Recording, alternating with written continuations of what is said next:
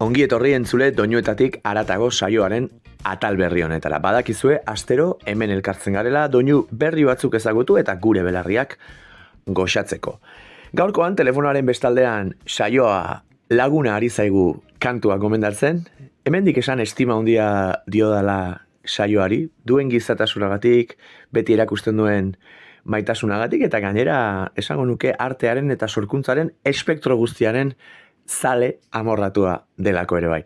Beraz, entzun dezagun telefonaren bestaldean, zer gomendatu nahi izan digun? Kaixo, haupa, saioa naiz. Eta, kostatu zaiten arren, deixente, indet nire lau kanta kutxunenen aukeraketa. Kutxunenen edo kutxunen aukeraketa. Zaila da lau kanta bakarrik aukeratzia. Eta pentsatuet orden kronologikoan ordenatzia. Beraz, lehenengo nire kanta kutxuna izango litzake I'll Be Your Mirror, The Velvet Underground and Nico taldean kanta. Diskazua da, egia esan. Eta, hasibuka pila bat aldiz entzuten itun unibertsitatea hasi berritan edo ezagutu nun, lehenengo aldiz diska.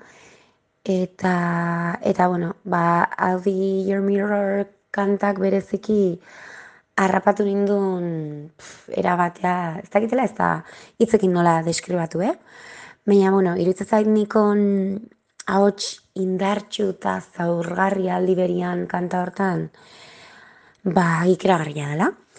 Eta gaina, ispilu pertsona bati esker ezagutu nun diska osoa, eta mila aldiz entzun izan dugu batea. Lehenengo bidaia motxilero modun ere ingenunean presente duki genuen gurekin diska eta kanta bereziki. Eta hoxe,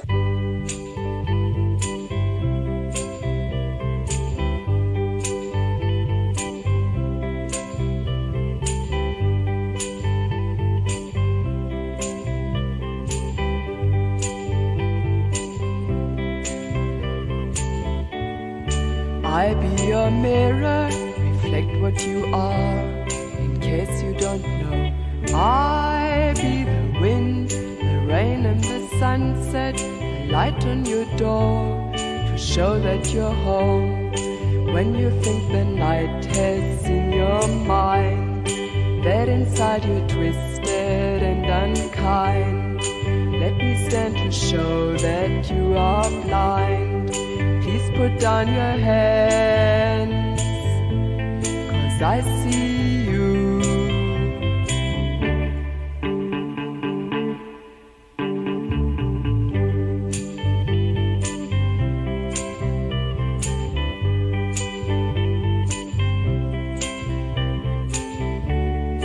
I find it hard to believe you don't know the beauty you are, but if you don't, let me be your eyes, a hand to your darkness, so you won't be afraid.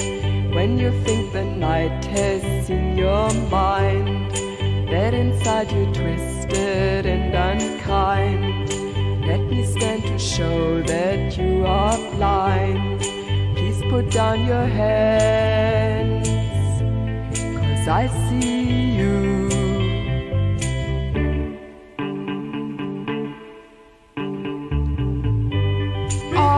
Your mirror, I be your mirror, I be your mirror, I be your mirror. nire bigarren kanta kutxuna da dansa.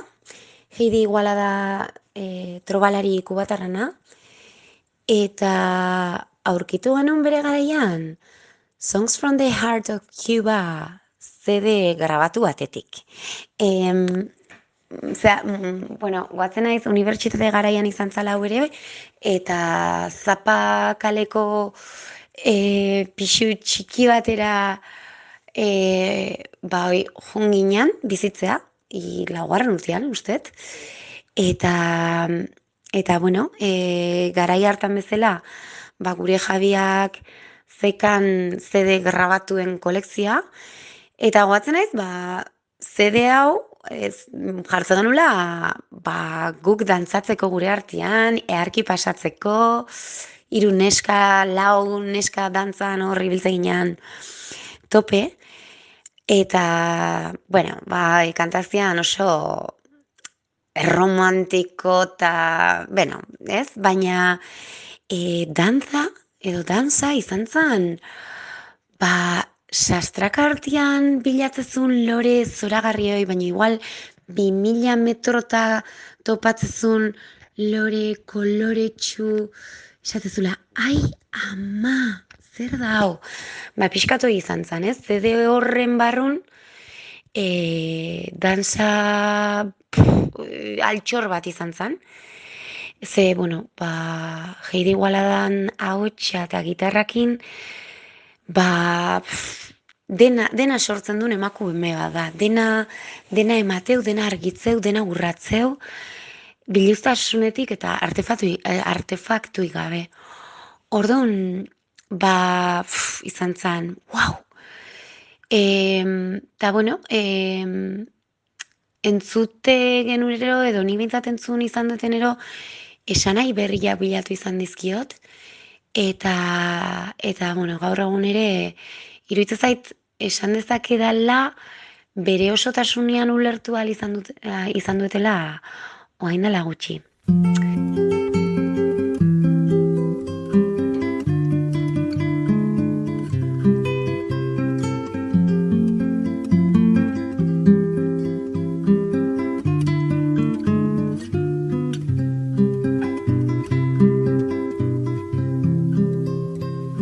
Me dibujé muy temprano en tu piel para no andar tan desnuda.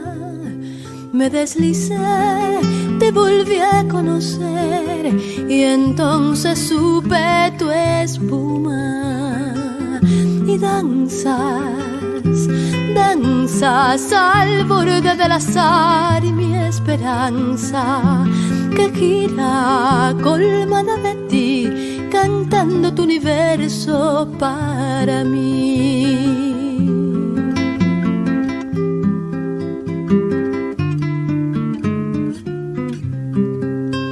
Tus ojos son la razón de mi amor, soy tan feliz si me miras.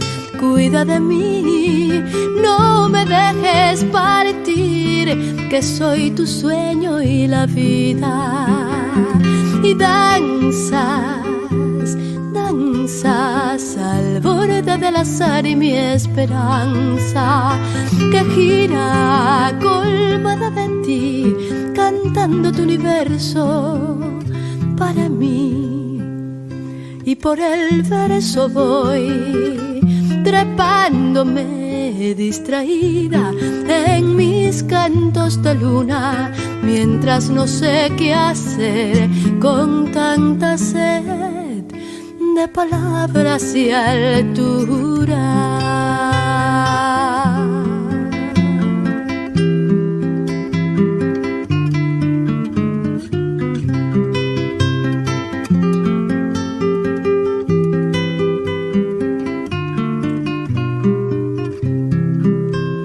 Me dibujé muy temprano en tu piel para no andar tras tu espuma, y cantaré, canta mi alma tan bien cuando se mece desnuda. Y danzas al borde del azar y mi esperanza, que gira colmada de ti, cantando tu universo para mí. Danzas al borde del azar y mi esperanza. Nire hirugarren kantakutxuna Aro berri da. Eta da Aron azken proiektutik, banoatik ateratako perlatxotako bat. Nik uste 2021 batean ikusi zula argia, eta nik zortea aukinun oso goiz entzun alizateko, bereziki kanta hoi, eta entzunun momentuan ikeragarri unkitu nindun, eta gaur egun ere, laxe egiten du. Oso egiazkoa da, oso askatzailea, eta Aro bereziki da ilunpetik ere argitzen duen emakume sortzaile izarne hoietakoa. Beraz, ia argitze zaitu zen.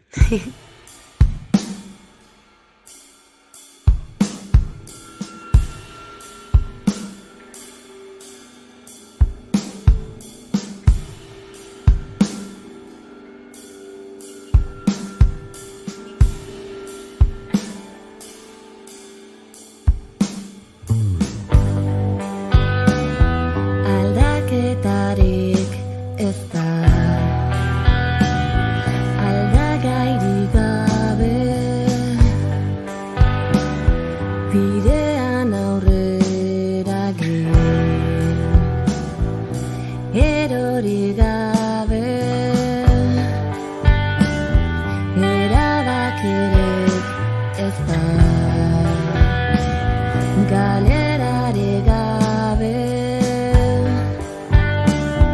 irakaspenik balda, zauririk gabe, lilurazena orain kezka,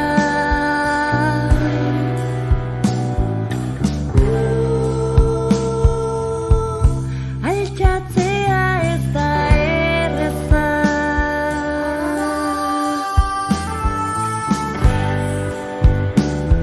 Aldaketarik ez da, aldagairik gabe, ego berririk ez da, arriskatu gabe, lilurazena orain kezka.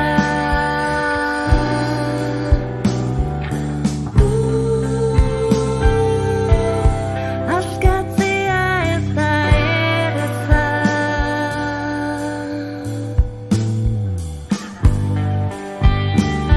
Ziurtasunik ez da, naizu ziur zauden, zarratzean utzi, dolurik gabe, lilurazena orain kezka.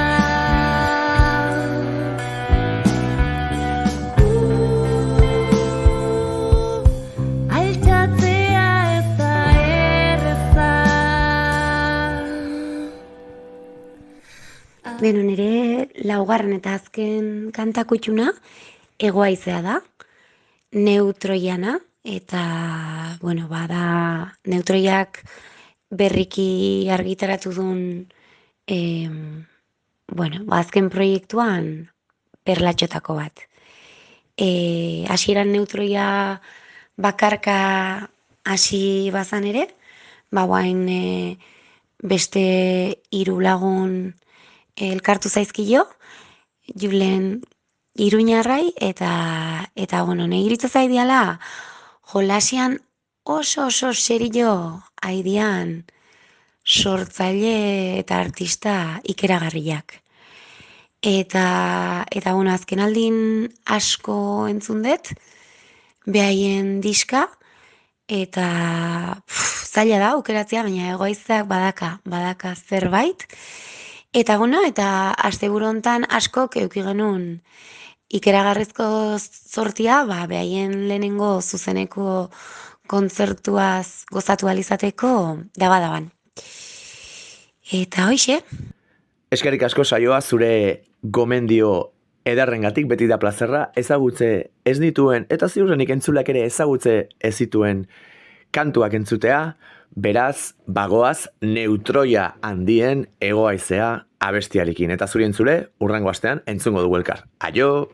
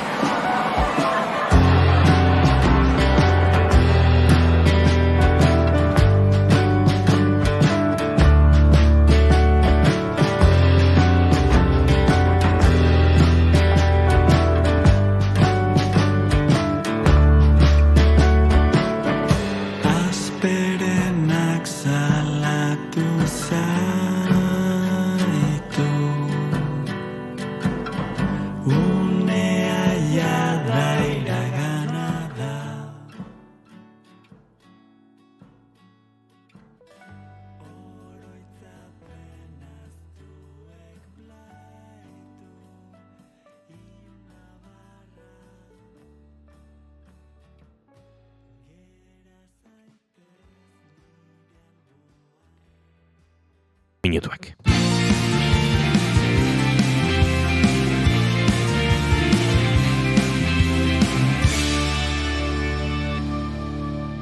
Naiz irratian, bigarren kafea.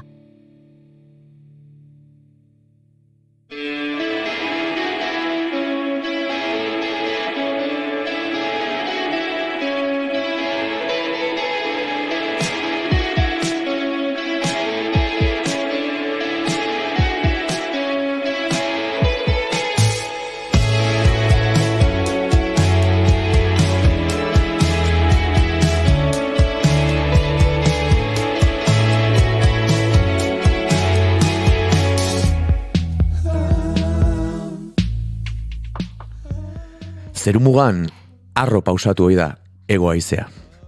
Antzeko jarrera izan ohi du ekintzaile surrealistak. Aitzuloetako margoak eta psikofoniak bereiztearen testo horren ostean, orotan gaindi, zerumugan senda belarra bilatzarena. Zerumugan edo oinak lurrean dituela. Bueno, oinak ez, 6 izterrak. Galtzatin morea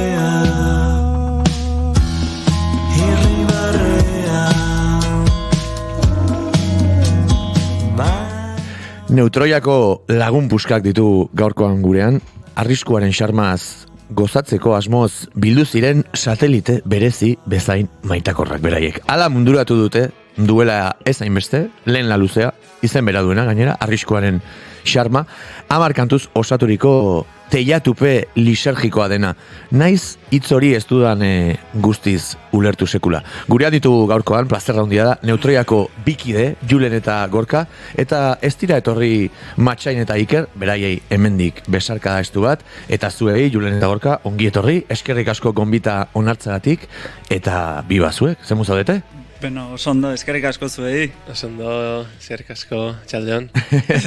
Lehenik eta behin, esan daiteke oraindik resaka pixka bat badela duela aste eta gutxi diskoaren aurkezpen ez dakit ofiziala deitu, edo baino izan zen, ez? Hala nola pixka bat aurkezpen ofiziala. Zenolako zaporea utzi zizuen arriskuaren xarma hainbeste denboretak gero, holtzan aurkezteak. Buah. Ze momentuan ez dakit hainbeste denbora pasada horreaino iritsi arte, ez dakit, uste dut galtzen dezula pixkat perspektiba momentuan, eta ja agian aste bete pasadenean hasten zara baloratzen. Lehenengo egunan zaude agian buruan errepikatzen zera VHS zarroiek bezala hor voltatzen zara, atzera hori, eta ikusten rewind itezu zure buruan zati desberdinak eta bar. Eta gero ja pare bat egun ondoren, bai, ez dakit, oso pozik, bai. Nota bat emango bagelio. Lasai, egia esan lasai. Lasai. Lisergiko. Zukorka ze tanker hartu zenion gau horri eta ostean sentitu edo, bai, atera dituzun ondorioi. Gaua zoragarria izan zen, lagun artean, Bananasekoen pixkat espazioa ez, sortu ziguten, zeniguten, eta espazio hori izan zen, azteko modu, paregabea iaia amaieratik astea izan diteke, ez? Hau da, bada orkestea lehenengo diskoa, da privilegio handi bat. Niretzako bestetik uste bat izan zen, ez? Emozionalki beste denbora prestatzen 20.000 gauza diskoaz, diseinuak, bestea, kontzertua, zuzeneko, ezeke, bota hor, ordueten, eta etxea jun. Eta jarriz, ez etxea? Egoera aztoratua. Bai, kuriosoa izaten da, gainera baliatuko egorka esan dezuna zen, igual, hemen asko aritzen gena musikak atzean duen esfortzuaren gura, baina entzuleak batzutan ez daki ere, horrelako gauetan, gero euforia gorena beharko lukena, bihurtzen da pixka bat, egon ginen ere, gero ukizuen kontzertu bat, baina izaten da ere, aipatu ez bezala, bueno, pixkatere etxera joan nahi dut, hau dena bakardade eder horretan hausnartzera, ez da dena izaten horrela epiko bat, ez? Behar da lasaitasun bat. Eta batzutan ere badago ustasun moduko bat, entzunion, ez dakite, beste tipo musikari bati horrela, youtuber bati, komentatzen zula, olako kontzertu baten ondoren sentitzen zula baita ere, azkenengo astetan, bere bizitzak oso zentzu konkretu eta fuerte bat zeukala. Helburu bat zuela, ez? Helburu bat, eta batean agian kolpeen lista bat etortzen zaizula, ez? Esaten dezula, orain berriro banago, iparra galdu dut. Beste helburu bat behar dut, ez? Bueno, baina konpartitzen duten sentsazio bada, eta badu ere sentsazio horren nire ustez edertasun eta nihilismo asko, baina bai, positiboa den sentsazioa da. Baina, bueno, helburu hori, lehengoan holtzan borobildu zenutena, izan dain batean bai taldea, neutroia, arriskuaren xarma, lehen disko hau, eta asko gustatu zaitzuen bankanpean deskripzioa irakurtzen ari nintzela, dagoen kriterio bakarra gustokoa geneukana, eta ez geneukanaren artean bereiztea.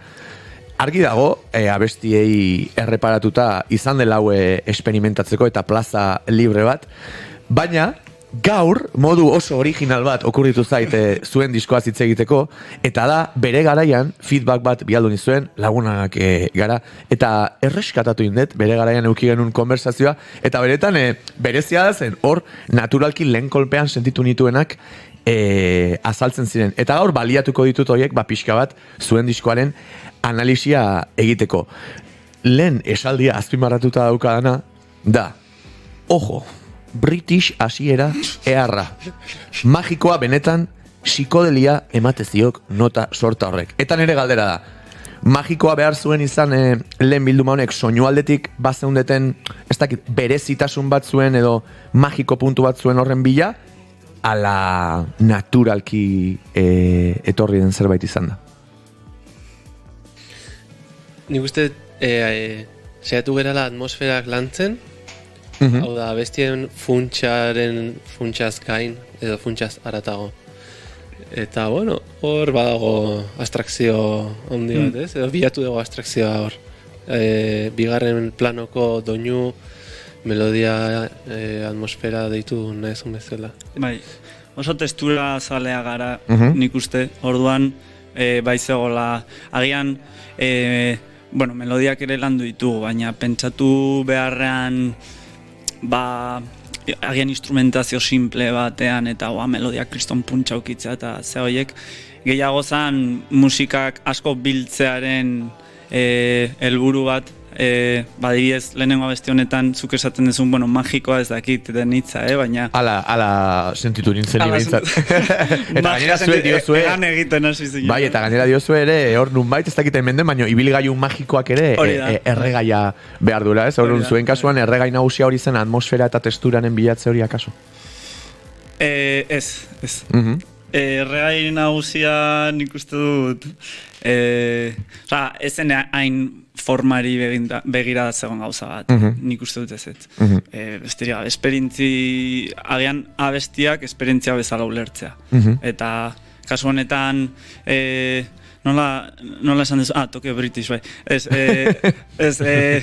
Uste dut abesti honek badaukala asko justu bidai bat astetik bezala, ez abiatze bat, abiatze bat, zerua, ez dakiz zer, eta bueno, bai, sentsazioa, esperientzia, nahi denuen agian esperientzia bat izatea.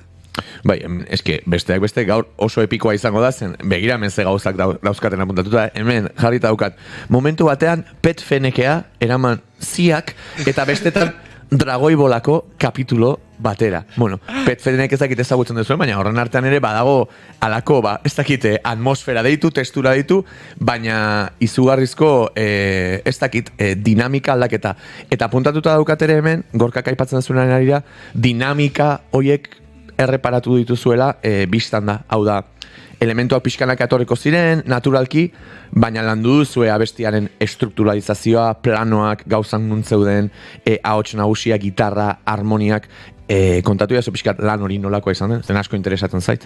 Ez dakit, hasiera batean, bazegon, agian, lehenengo abestia hasi ginena zer honekin Sendabelarra izan zen, eta hori nolabait Gorkari otu zitzaion lehenengo zera ideia hori, eskimu hori, eta kontua da hor, ari ginela oraindik pixka gure rolloa bilatzen. Eta hasi ginen sampleadorearekin lan egiten hor, eta hor pixkat buelko bat eman zuen asuntoak. Orduan aldatu zen, eta ni hasi nintzen gitarrarekin jotzen, eta orduan gero Gorkak sampleadorearekin joten zen geruza horiek jartzen eta kentzen.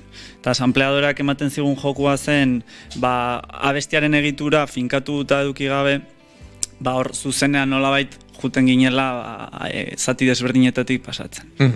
Orduan, egon ginen denbora pila bat, geruzak jartzen, kentzen, eta ez dakit, hor nik uste topatu genuela zerbait, bagian esan genuela, hemen dago gure soinua. Baina abesti desente pasaziren, hau da, abesti bakoitza, proba bat, plan, guazen hau emendikitera. Dakizu, nola gauratzen duzun Gorka? Bai, ipatu duzun, ez galderari erantzunez, nola bilatu dugun geruzen arteko elkarrizketa hori, ez? Adibidez, ite genuen gauza bat da, buruan genuen nolako atmosfera figura bat hartu, bai? Eta idazte genuen sampleadorean alderantziz, eta gero reverse efektua jartzen genion, hau da. Alderantzizkoa. Irakurtzezan alderantziz bi aldiz da aurrera. Ojo. Eta aurrera, baina beste testura oso ezberdin batekin, hori erabili dugu pila bat diskoan zehar. Bai. Abesti gehienetan badago olako elementuren bat. Orduan esan daiteke, eta hemen pixkat inigo egin bar nuen ere batzutan entzule, ez dakit, jantziagoak eukiko ditugu teknikoki, zomanen erosi daitezken gauzetan, baina azkar ere esplikatu genezake sampleadora bat zer den, kasu honetan neutroiari komposizio bide horretan, hain ez dakit bide berria edo definitiboa ez dakit, baina irekiziona bide berri bat. Nola ingo genuke sampleadora baten esplikazioa, sampleadora for dummies edo, nola entzule batek ezpadaki sampleadora bat zer den, zuek nola definituko zenukete? Lehenengo esplikatuta, sampleatzeko modu ezberdina daudela, ez? Claro. Samplerrak izan daitezke zuk sortutakoak, izan daitezke galeriatetik jetxitakoak, izan daitezke disparatzen direnak klaketarekin tempo barruan, izan daitezke bizirik dagoen tempo batean disparatzen direnak, eta hor, gero bakoitzaren mobideak, ez? Nire ez guza ezait sampler bat joanean aske, eta norbait ari da disparatzen, eta ez sekuentzia baten barruan dena dagoen hortan, eta hor badaude diferentziak, ez? Esango nuke izango dela, kaso, edozein iturrietatik datozen, baina nahi eran, grabatu eta gero unean botoi bati emanez botatzen edo disparatu esan dut hemen, botatzen diren soinu grabatu, sortu grabazioak, ez? Bai. Eta normalean zuzenean egiteko zaiak diren sonidoak edo sampleatzen dira, ez? Ez da, organikoen den sonido hori edo. Gero, klasikoki hip-hopetik batez ere hip-hopean erabiltzen zen samplea hasieran, ez? Eta hor ja zuzenean zen beste norbaiten disko, ez dakit, hor vinilo zahar hauetako zatitxo bat hartu, eta horren gainean gerozuk gehitzen zeniola bombokaja. Eta guk zatitxo hori beste disko batetik hartu beharrean, guk sortzen genuen, eta gero azten ginen horren gainean, bombokaja hori bezala. Sampler originala ere ez horzuk laboaren kantu bat sartzen baduzu zurean, edo adibide garbi dator, Olat Salvadorrek sartzen du Elvira Sastreren rezitatu bat, ez du goratzen nahi zekandutan den, baina bere bigarren diskoan ez, hori sample bada ez, hori ere izan da ohikoena, baina horretik diot oso zabala dela samplearen Bai, orka. Euskeraz lagina izango litzake agian itzulpen, ez? Zuzenena, ordundaz. Soinu baten lagin bat erabili edo sorraraztea, entzunaraztea. Bai. Eta nik uste dut garrantzitsuena dela azpimarratzea, uzten dizula zuzeneko harreman bat instrumentu bat izango balitz bezala, hau da. Momentuan zuk egiten dituzula erabakiak, geruza bat gehitu, kendu, eta adibidez, honek eusten dizu gordetzen 3 sample adibidez oinarri bezala, ez? Eta guazen orain estrofara, orduan honek lantzatzen du bigarrena. Eta orduan nik agian hor, begira, gehitzen diot hau. Bale, grabatu eta gero hurrengo bueltan ja zuk lantzatu ingo ez. Hori da, justo hori aipatu behar nuen, aipatzen ari izaten geruza horien eraikuntzaz aparte, nire ustez maixuki landu dituzuen, estruktura horiek sortzen ere laguntzen duelako, zen samplerare bada gauza oso intuitiboa, eta intensidadioekin jolasten, orain hau eskatzen dit, eta ditudan soinu hauetatik hau erabakiko, eta estrukturalizazio, edo estrukturatze, ez dakit nola den, hortan ere lagunduko zuen, ez da? Nik uste dut hor, eta begira, justo eman diozu gako garrantzitsu bati, prozesuan, eta agian konparatuta beste prozesu batzuekin, non lokal batean ensaiatzen sortu diren musikak, kasu honetan, asko eman digu sortzen ari ginena entzuteko gu geu jotzen aritu gabe. Hau da, ze grabatzen genitun ahotsak ezaki zer, eta egia da sortzen duzu momentuan desberdina dela. Adibidez, Gorkarekin 2 orduko sesio bat eman arratsaldean, eta etxera iritsia falduta entzuten genula egindako hori, eta ja segituan aldatzen zen sortzen zizun sentsazioa. Eta nik uste dut agian nire beste esperientzia batzuekiko behintzat, jotzen ari zarela askotan zaila egiten zaizu entzutea abestia orokortasun, ez dakit, distantzia horretatik. Bai, galtzen dezu askotan jotzen ari bali mazea ere pixkate, distantzia hori. Egia esan interesgarria da, eta igual teknologia berriekin eta gaur egun grabatzeko dagoen erreztasun horrekin ez, medioak ere berak igual lagundu du norbera bere sortzetik atera eta kanpotik begiratze hori leno beti zelako edo itura zelako jo eta jotzearen aje horrekin aurrera jarraitzea, ez? Interesgarria da eta nik ere asko egiten dudan gauza bada eta egia esan perspektiba ematen laguntzen du. Perspektiba horretan ikusi dut hemen egin izuen aipu sortanetan asko errepikatu nuelare gauza bakoitza behar den tokian eta hortaz ari ginen hor galdetu nahi nizuen beti esaten dena ez dakite neutroian bakoitzaren papela nola banatu dezuen, baina zerbait esateko taldekideak individualki orokortasun horretan nundik aportatzen duen normalean, denak banatu dituzue taldearen baitan konposatzea zari naiz, nola ez?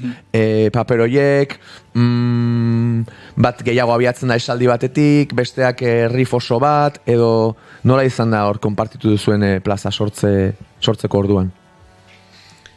Bueno, guk maketa bat grabatu genuen Juleneketanik, eta bateria guztia zijoan MIDI bitartez. Barkatu horka, MIDI ere azalduko dugu, hemen egin barrelako aipu hauek, hemen ez dakigu bestalan zegoen. MIDI izaten da, ordenagailu bidez diseinatutako seinale bat, zeinak seinaleari kasunetan Gorkak diona, bateria soinua jartzen zaion, gero pentsatu nahi dut, Ikerrei hori erakutsi, eta Ikerrek egurra emateko. Batzutan bateristek gero sufritzen dute tekliston bateria MIDI komposizioekin. Imaginatu ezaket, beti ere baduelako, ez dakite. Ordenagailuan dena egin daiteke.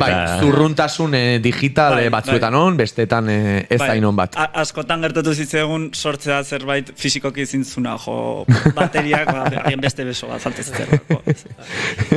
Eta maketa MIDI asko jotzeko kapaza da. Baina, barkatu, hortxari zineten maketak egiten MIDI bidezko bateriaz, eta? Hori da, MIDI bidez edo ordenagailu bidez.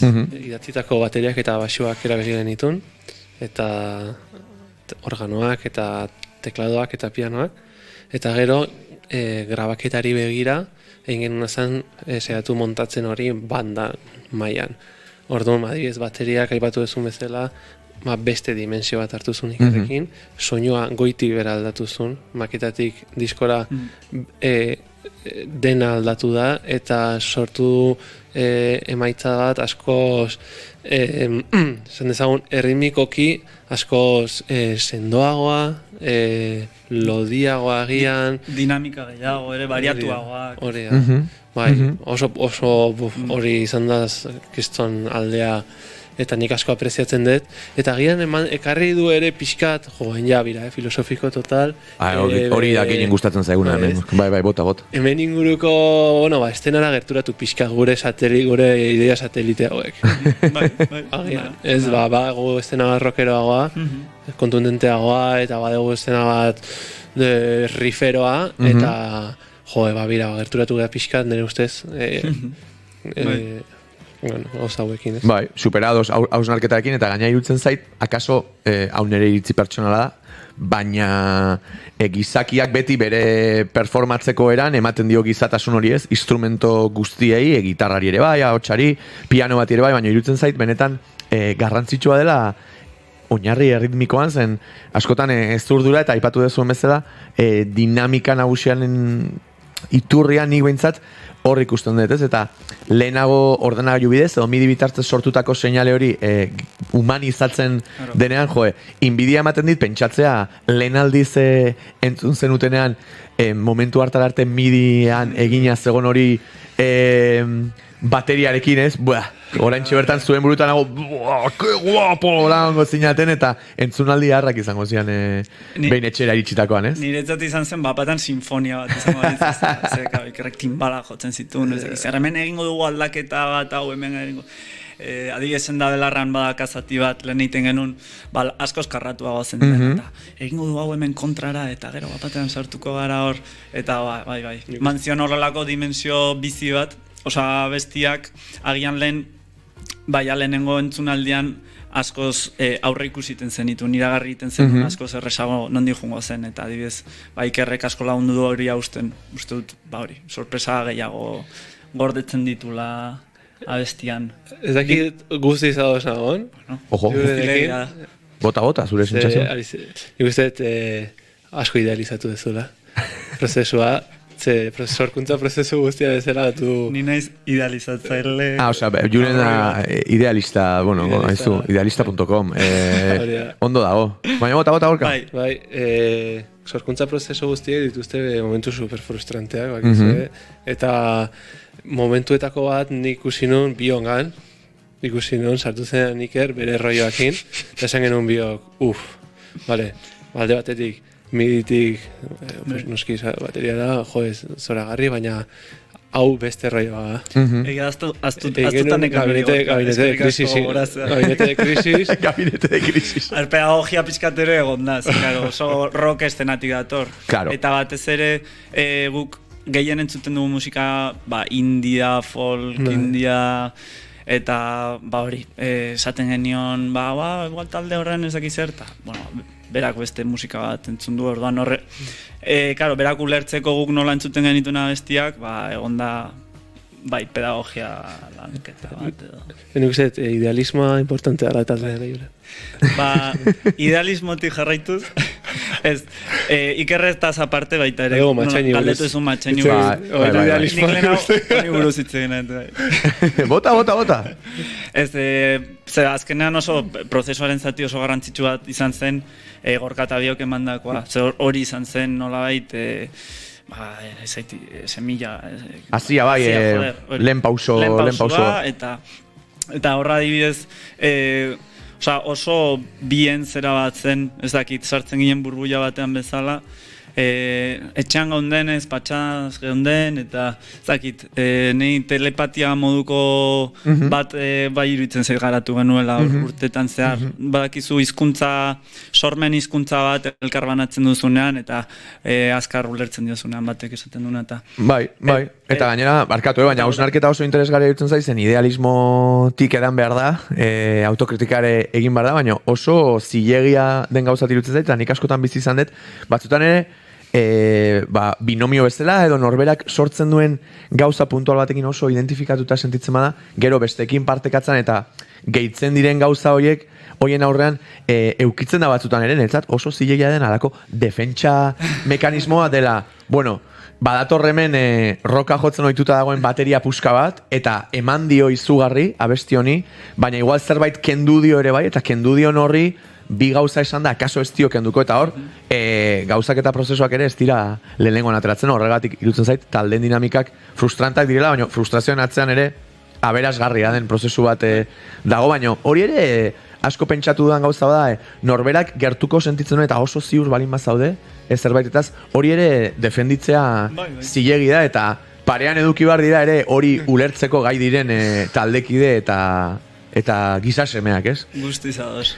Nik uste denak bizi izan dugun gauza bat dela eta talde dinamikek hori dutela. Hemen ere asko, bakarlari asko etortzen dira, eta nik uste horri oso polita den prozesua dela, eta taldeetan bakarrik pasatzen den zerbait, eta gero estudiora zoazenean ere egoten dira beste bideak. Estudiora joan zirenekoa arituko gera, edo entzungo dugu pixka bat atzean dugun ainigo. Jendeak entzun ezan hemen 20 minutu badara mazkigu hemen trote eta trote, baina... Sendabelarra bukatzen ari zaigu, baina nahi bat zuese izterrekin egingo dugu entzun. Bai, gainera besti izen.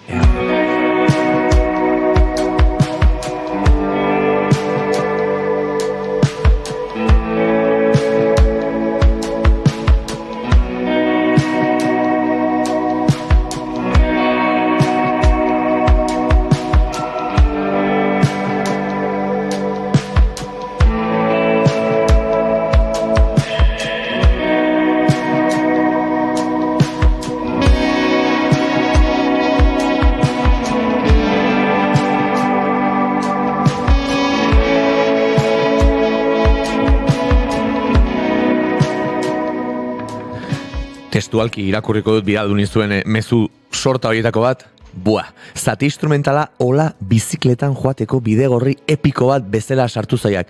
Tipo etziokela inorta ibakarrik ohala.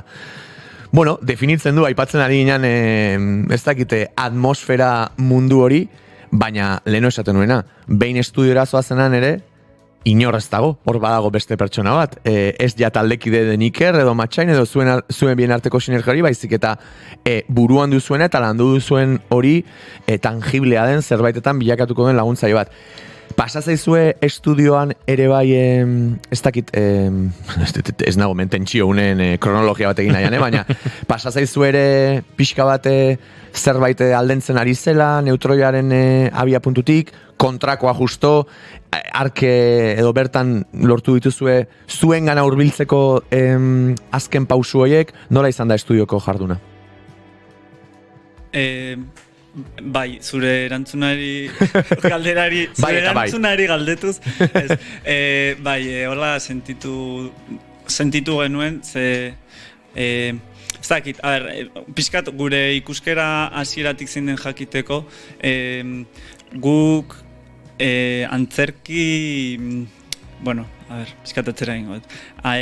Bai Gorkak eta Matxainek batera egin izan genuen antzerki ikastaro bat, Eider Elorzarekin, eta berak asko irakutsi zigun, bueno, sormenaren inguruan bere irakaspenak asko balio izan digute, musikarako ere. Eta beti berak erakusten zigun gauza bat zan, zeozer sortzerako orduan gauza bat dela zuk buruan dakazuna, eta gero, kasu honetan antzerkian eszena batean organikoki gertatzen ari zena, ez?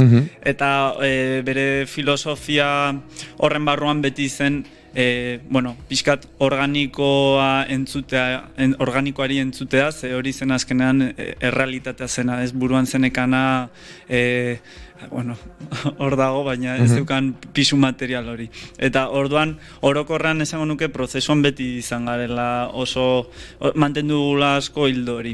Orduan, ja, estudiora joan ginenean, bagenekien, kontziente ginen guk buruan genekana, oraindik hor zegoela, baina estudioan transformatu ingo zela zer organikotan, eta nik nik sentitu nuen, Gorkak esango du nola bizi izan zuen, nik ikusten nuen ari zela urruntzen, nik buruan nekan zera horretatik, baina aldi berean hori zela, ez dakit. Gertatzen ari zena, eta orduan, bada betaurreko batzuk ustea eta beste batzuk jartzea bezala, eta orduan berriro hasi pentsatu, badago horrelako erantzun azkar bat, eta orduan ja, hasi ginen ja entzuten musika gertatzen ari zen moduan.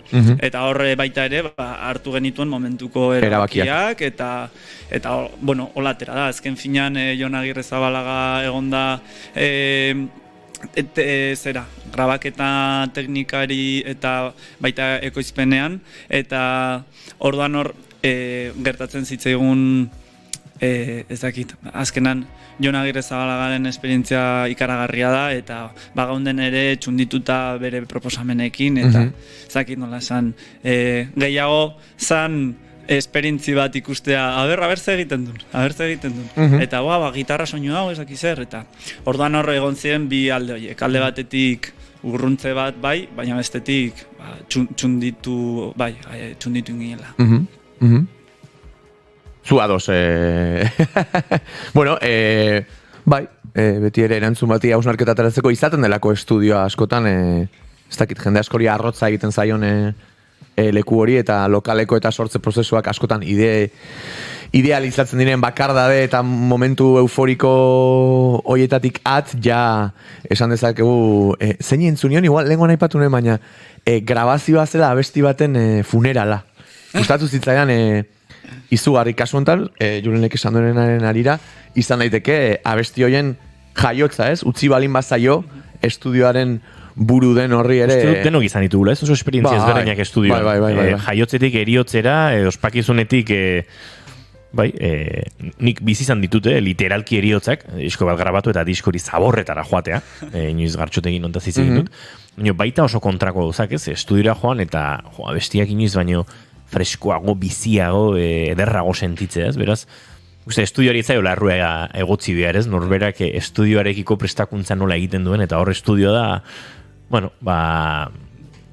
ez dakit, ezin aurrikus dezakezun espazio bat, ez? Eta, baina lan egin baduzu, estudioak normalean beste gauzatzuk ematen dizkizu, lan egin ez baduzu baino, ez? Nik zentzu horretan, burura etortzen zait beste analogia bat, pixka desberdina, baina iruditzen zait estudioa, hau da musika grabatua dela zinema bezala, eta zuzeneko musika antzerkia bezala.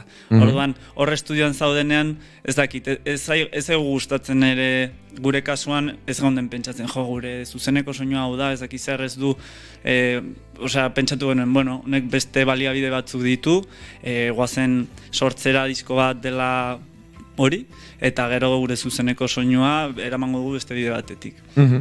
Eta ez dira parekideak esango nuke. Eta interesgarria da, eta beste behin edozein autuk zilegitasuna duela deritzot, zen hemendik ere pasa dira estudioan bertan, gero zuzenean guztiz erreplikatuko duten soinu hori bilatzen duten artista asko, ez?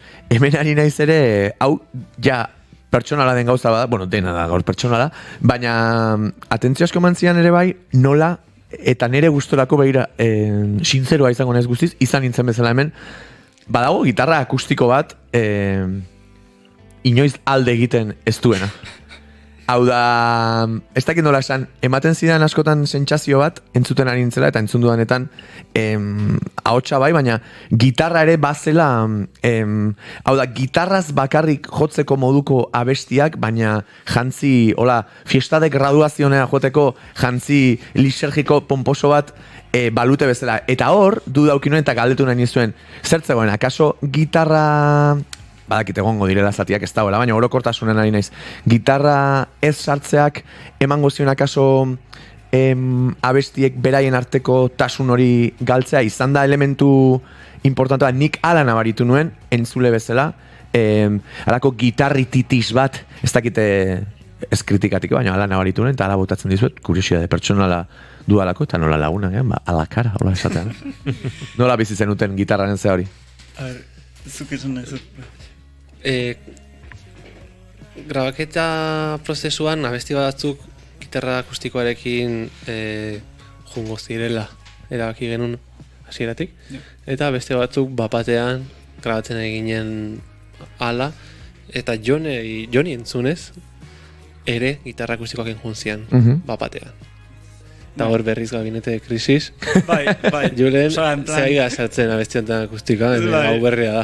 Ja, bai, bazen ere momentuaren, pentsatu behar da ere oso intensoa dela grabaketa. Bai, ala ez da gola espazio askorik pentsatzeko. Eta bai, izan zen, en plan, hau ze grabatuko akustikakin edo elektrikakin ez dakit zer. Eta basi ginen akustikarekin, eta ez dakit, atxalde aurrera juten ari zen, eta denbora ere agortzen ari zen, eta egia da, nik uste dut hor momentuan lehen esan bezala, ze karo, gauza bat da akustika nola jotzen dezun, eta ez da nola produzitzen dezun. Eta karo, agian buruan genekan bai akustika, baina hola izango da, baina gero ikusten ari ginen, ez akustika beste modu honetan sartzen ari gara. Eta hor ere esan genuen, bueno, beste modu batean entzuten hasi nintzen nioentzat.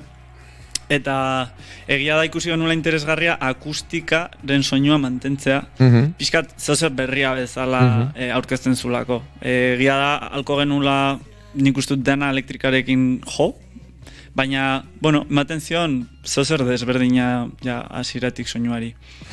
Baita ere, esan beharra da, igual abesti batzutan, beste batzuetan, baino errezago ikusi genuela edo ez, eta are gehiago grabaketatik pasa ondoren bergrabatu genituen Unai Pelaiorenean gitarra elektrika batzuk, ikusi genuelako azkarregi junginela agian gauza batzuekin, ez. Jo, ze ederra den beste ordu betez egon nintzake hemen, zen benetan gutxitan eukitzen dugu hain detailean ezagutzeko aukera talde baten prozesua, baina denborare agortzen ari zaigu, eta, abesti bat eskatu baino lehen, azken galdera zen, gero programari agur esan marko dugu, lehengoan eukizen duten estrenoa esan dezuten bezala, berezia izan zen, epikoare bai, datozen hilabetetan, datozen garaietan, neutroiak zer buru ditu, epe labur eta luzean, hori izango da, azken galdera nora zoazte, abiatu zarete ja. Nik ingoet nundi gatoz, eta zu nundi nora goazen. Aipatu nahiko nuke, zuk esan dako, sentitutako sentsazio eta emozioen inguruan, ez? Argi genuen, album bat egin nahi genula. Albumak uste degulako transmititu ditzakela emozio eta sentsazio komplexuagoak eta garatuagoak abestiekin alderatuta, abestixoiekin alderatuta, ez. Orduan, hori bilatzen hasieratik pentsatu genuen, eukidezala honek hasieratik amaierara ibilera bat edo bide bat, ez? Eta horrekin oso pozinago eta zure sentsazioekin eta zure testuarekin ni asko postu nintzen, ze ikusten hor benetan ari zara norbait sentitzen nik nolabait amesten nuena hori, ez? Eta, etorrita, ez? Hortik, saiatzetik bilatzen zerbait garatuagoa edo konplexuagoa, goaz, ez dakit oso ondo nora, baina espero dut bideo hortatik jarraitzea, hau da ez gelditzea gauza nolabait ez dakit, azaleko baten, efimero baten, eta, egiten degula, egitea aliketa barrenetik, intentzio egun ere amonaren etxean egiteko akustiko bat urrengo aztean edo urrengoan, eta pixkat jarrera horrekin. Urrengo urtean Zeit Festera. Espero dugu urren urtean Zeit Festen ikustea, baina Zeit Festen ikusten ez pasaituztegu ere ikus zaitzakete gula, edo danakoa hainbate holtzatan eta leku goxoago eta txikiegotan ere. Baina gaur leku goxoenean, gure inguru akustikonetan, gure set akustikonetan ikusiko zaituztegu agurtu aurretik, zein izango da, eskainiko diguzuen kantua? Arro. Oso. Arro. Bikote, eskerrik asko eta nahi duzuen arte, zoazte gure set akustikora eta gustatuko dugu Arro kantuarekin. Mi esker. Eta eurak gure set akustikora doazen bitartean, Gartxot, zu datorren aster arte, entzuleok, zuek bihar goizeko 11:00 eta gozatu azken minutu hauek neutroiaren kantu honekin. Aio, Gartxot! Aio!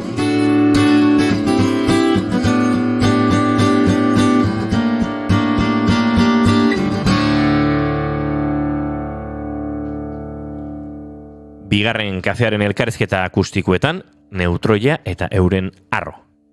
Nahi duzuenean.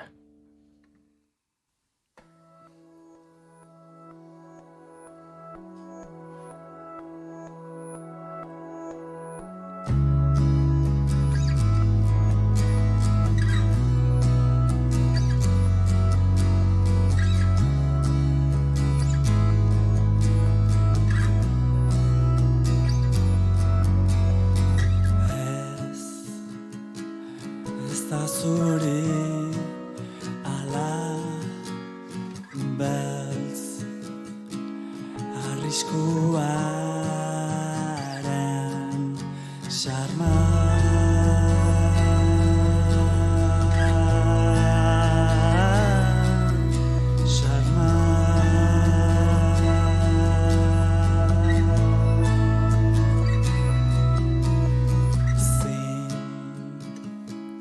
euforian ukie zin soinuan bildurik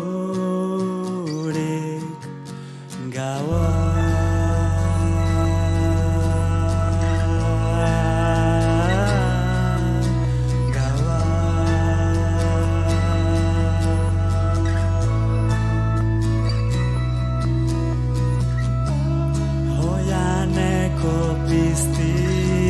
piztien aurrean arro datorren dantzatzeko bultzada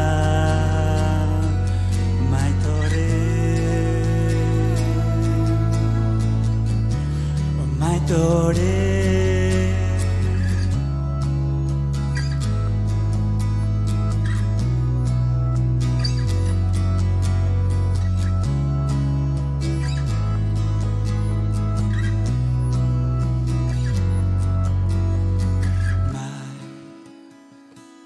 maizego naiz zure zain faltan izan da